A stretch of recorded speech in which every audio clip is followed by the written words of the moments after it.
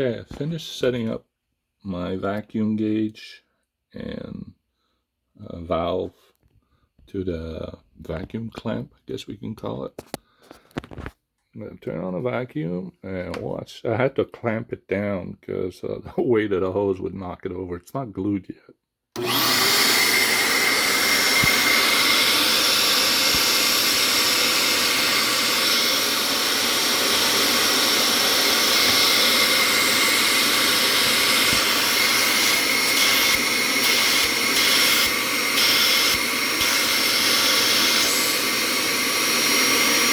Maximum vacuum. So the valve is fully open. Watch this. If I pull on the paper,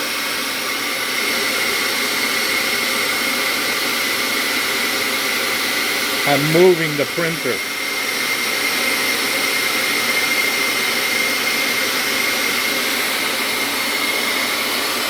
Just by that.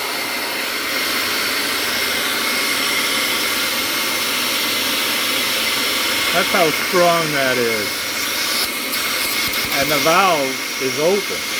If I close it, I've got even more suction power on it.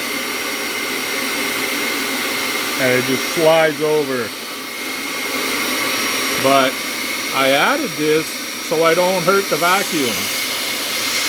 I know that at that setting, it's already enough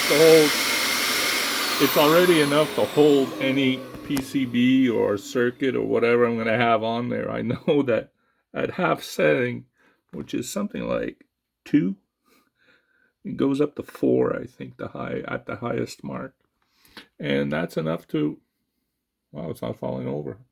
That's enough to hold anything I want. I had added this, to give the vacuum a break, not knowing what to expect, and I'm impressed.